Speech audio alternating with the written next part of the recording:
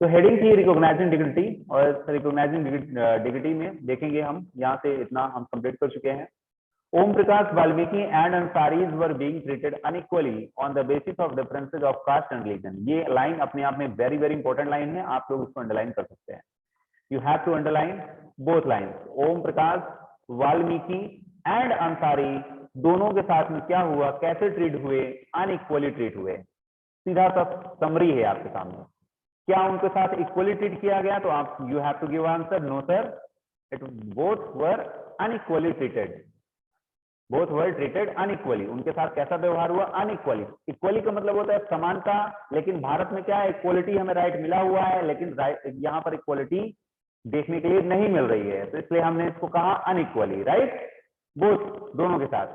लेकिन किस आधार पर, क्या बेसिस था? तो आप बोलेंगे बेसिस था सर कास्ट, यानी पहले वाले के साथ में तो कास्ट था, ओम प्रकाश वाल्मीकि के साथ में कास्ट वाला मुद्दा जुड़ा हुआ है, कास्ट वाला है ना, दलित थे ना, ओम प्रकाश वाल्मीकि दलित थे ना, दलित लोअर कास्ट के, तो वही मुद्दा है, आपको पता होगा। और मिस्टर एंड मिसेज अंसारी के साथ क्या प्रॉब्लम थी? रिलीजन को लेकर। किसकी प्रॉब्लम थी? रिलीजन को लेकर। तो यहाँ पर आप देखेंगे एक फर्स्ट जो अनइक्वली ट्रीटेड किया गया उसमें है आपका पहला कास्ट और सेकेंड है रिलीजन। तो कास्ट वाले मैटर में हम किसको देख रहे हैं? ओम प्रकाश वाल्मीकि को। ओम प्रकाश वाल्मीकि। और सेकंड में हम क्या देख रहे हैं? Mister and Mrs Ansari. ये रिलीजन वाला मैटर था। ये मैटर कैसा था? रिलीजन का मैटर था। ठीक है, ये बात आपको याद रखना है। Both were treated unequally, both were treated unequally, equally नहीं अनइक्वली। ठीक है, ये बात आप लोगों को याद रहनी चाहिए। फिर नेक्स्ट में when person are treated unequally their dignity is violated. आपको ये भी पता है ना, कि जब बोथ पर्सन ट्रीटेड अनइक्वली तो their dignity is violated. Underline करेंगे आप ये भी, when a person are treated unequally their dignity is violated.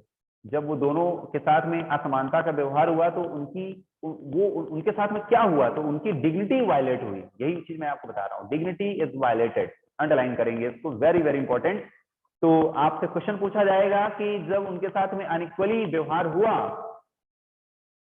Differences हुए, तो किस चीज को लेकर हुए? तो आप बोलेंगे सर कास्ट एंड रिलीजन को लेकर। तो पहला आंसर आपका कास्ट एंड रिलीजन, इसको तो मोटे से अंडरलाइन कर लीजिएगा, कास्ट एंड रिलीजन को। ठीक है, इसके अलावा जब ये कास्ट और रिलीजन को लेकर उनके साथ अनइक्वली ट्रीट हुआ तो उनका क्या वायलेट हुआ, उनके दिल पर क्या बीती? तो आप बताएंगे सर कि sir their dignity is violated. उनकी जो डिग्निटी थी वो वायलेट हुई। जैसे कि डिग्निटी क्या होती है, मैंने आपको एग्जांपल से बताया कि अगर कोई सामान आपको हैंड से दे रहा है तो आपको अच्छा लगता है लेना, लेकिन अगर कोई फेंक दिया है फिर आपको उठाने के लिए कह रहा है, तो वहां पर आप जो सोचते हैं, जो आप सोच रहे हैं, वही आपकी डिग्निटी है, आपका एक सम्मान होता है ना। भिखारी को भी हम कोई भोजन दे तो हम उठा के उसको फेंक दें, कह दे जाओ उठा लो, तो क्या भिखारी लेगा?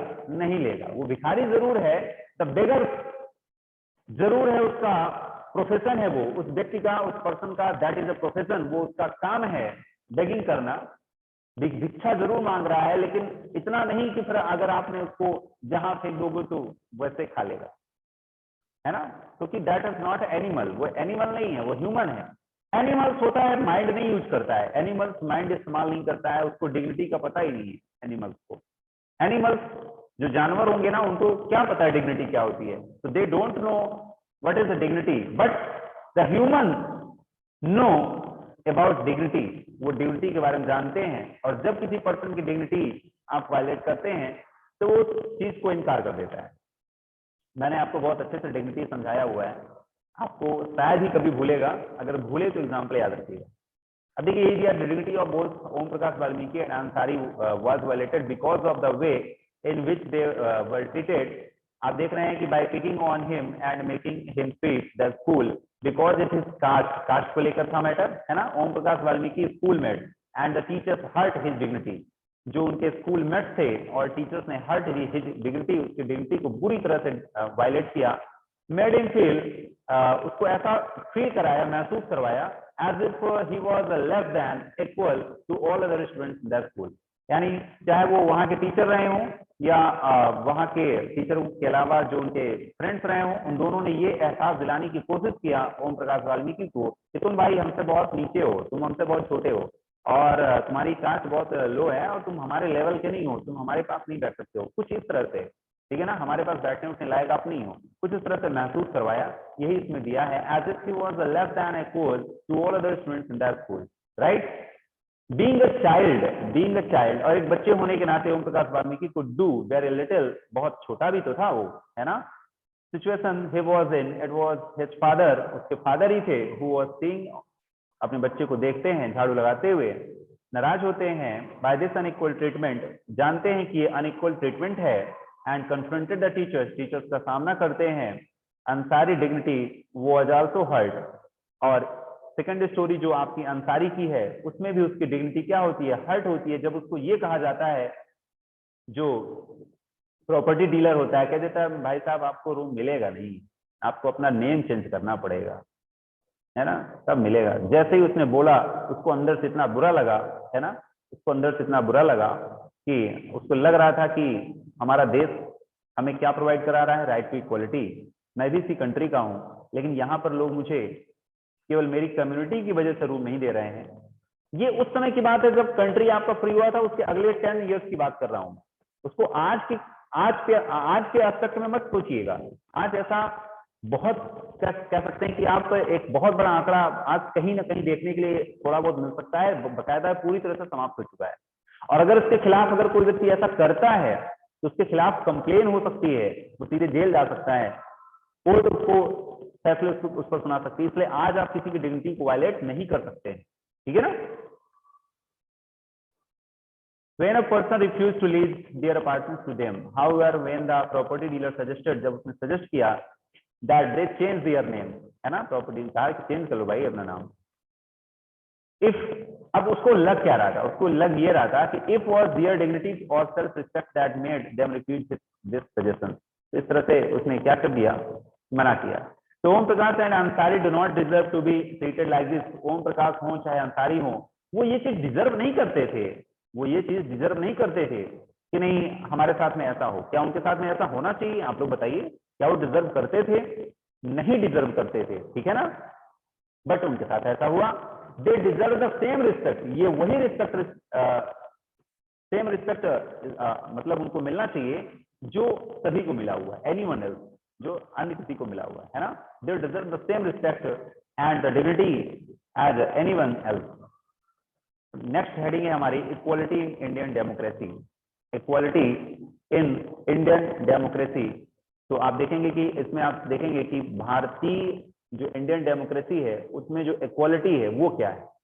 ये तो आपने ऊपर की कहानी पढ़ी है, ये तो आपने उस समय की कहानी पढ़ी जब आपका कंट्री, बताया मैंने 1950 से आगे 1960-70 के आसपास की आप घटनाएं पढ़ रहे हैं। लेकिन आज की डेट में भारत में क्या है वो आपको जब कल आप पढ़ेंगे तो आपको उसमें और अच्छा लगेगा कि अरे हमारे कॉन्स्टिट्यूशन में तो बहुत अच्छी अच्छी बातें हैं, हमारे देश में तो बहुत अच्छी अच्छी बातें हैं।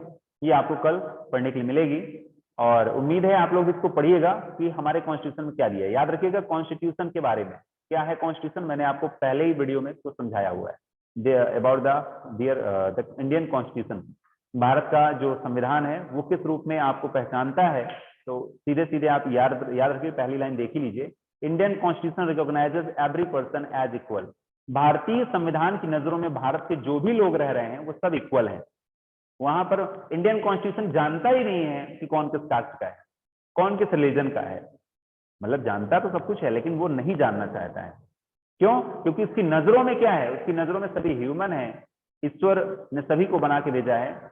कुछ लोग उसको ईश्वर मान रहे हैं, कुछ लोग उनको अल्लाह मान रहे हैं, कुछ लोग उनको किसी रूप में मान रहे हैं, है ना। लेकिन है सभी लोग गॉड गिफ्टेड ही है ना, आप लोग सभी गॉड गिफ्टेड ही। तो ईश्वर की तरफ से आप लोग आए हुए हैं। सोसाइटी में यहाँ पर आकर आप लोगों ने अपने अपने कास्ट रिलीजन सब डिवाइड कर लिया, अपने आप को सेपरेट कर लिया, मान लिया कि हम ऐसे हैं वो ऐसे हैं। ठीक है। तो उन सबसे बढ़कर ऊपर उठकर इंडियन कॉन्स्टिट्यूशन सोचता है, भारतीय संविधान आपका। याद रखिए जो इंडियन कॉन्स्टिट्यूशन कहता है देश में वही होता है। क्यों? क्योंकि हमारे देश की बुक तो वही है, वही जो उसमें जो लिखा होगा गवर्नमेंट वही काम करेगी, गवर्नमेंट वही काम करेगी जो इंडियन कॉन्स्टिट्यूशन में होगा। गवर्नमेंट 1% कोई काम ऐसा नहीं कर सकती जो आपके कॉन्स्टिट्यूशन में ना लिखा हो, उसके अगेंस्ट में नहीं जा सकती। सुप्रीम कोर्ट भी वही काम करता है जो इंडियन कॉन्स्टिट्यूशन में है, ठीक है। तो याद रखिएगा। तो ये बहुत ही इंपॉर्टेंट बात है, कल आपको पढ़ने के लिए मिलेगा। इंडियन डेमोक्रेसी, भारतीय लोकतंत्र में समानता यानी इक्वलिटी वाला जो फीचर है ये किस तरह से है। हम कैसे कह सकते हैं कि हमारे देश में इक्वलिटी है? कैसे कह सकते हैं? कोई आपसे कह दे कि नहीं हमारे देश में इक्वलिटी नहीं है, तो फिर आप उसको क्या बताएंगे? आप उसको यहाँ से जो पैराग्राफ से स्टार्ट हो रहे हैं ना, आप उसको बताएंगे कि नहीं क्या क्या हमारे इंडिया में है, हमारे कॉन्स्टिट्यूशन में क्या है, जिसको लेकर आप कह सकते हैं कि नहीं हमारे कंट्री में क्या है, कॉन्स्टिट्यूशन है। तो the Indian constitution recognises every person equal, वो मानता है कि हमारे यहाँ सभी क्या है, इक्वल है। आप लोग भले ना माने एक दूसरे को, लेकिन इंडियन कॉन्स्टिट्यूशन सभी को मानता है, ठीक है। तो यहीं पर क्लास को एंड करते हैं और फिर कल यहीं से स्टार्ट करते हैं। आप सभी लोग क्लास में टाइम से आ जाते हैं, बहुत अच्छी बात है।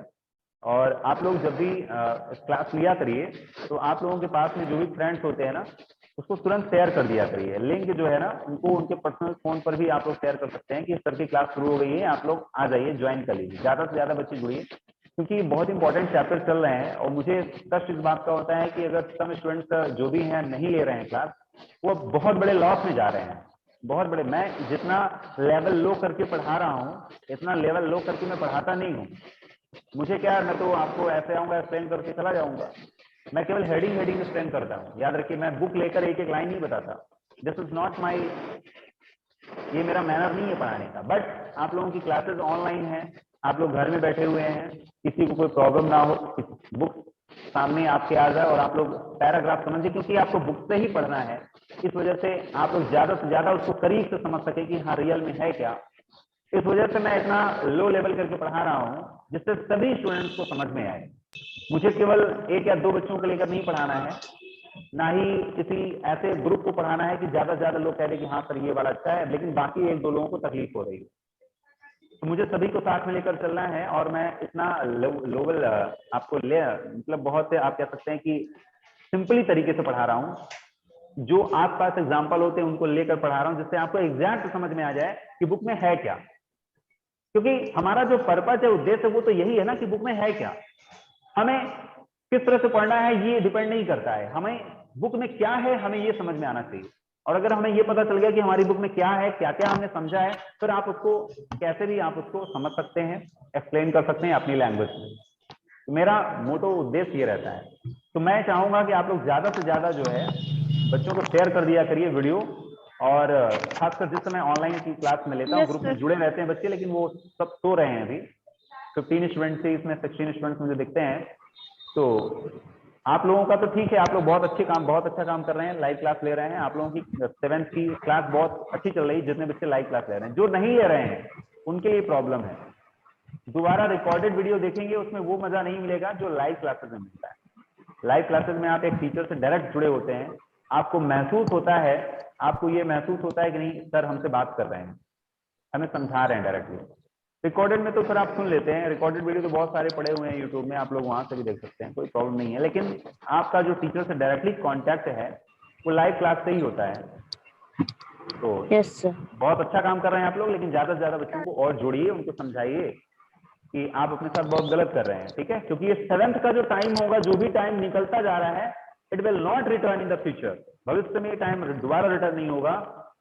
ये जो अगस्त चल रहा है, अगस्त 2021, ये 2021 का अगस्त लाइफ में दोबारा नहीं मिलेगा, आपको सभी को मालूम है, ठीक है ना। 2022 ही मिलेगा, अगस्त 2022 ही मिलेगा, 2023 मिलेगा, अगस्त तो बहुत सारे मिलेंगे, लेकिन 21 वाला नहीं मिलेगा। और आज की जो डेट है ये आज ही मिल रही है, कल ये डेट नहीं मिलेगी। इसलिए हमारे लिए जो एक एक दिन है, डे है, वो बहुत ही इंपॉर्टेंट है। इसको बहुत अच्छा बनाइए, टाइम पास घर में मत करिए, पढ़ाई शुरू कर दीजिए। जल्द ही आपके और भी जो एग्जाम होंगे उसकी भी इंफॉर्मेशन आप लोगों को मिल जाएगी, तो तैयारी करते रहिए, ठीक है। तो thank you for today's class. Thank you, sir. Thank you for class. Thank you, sir.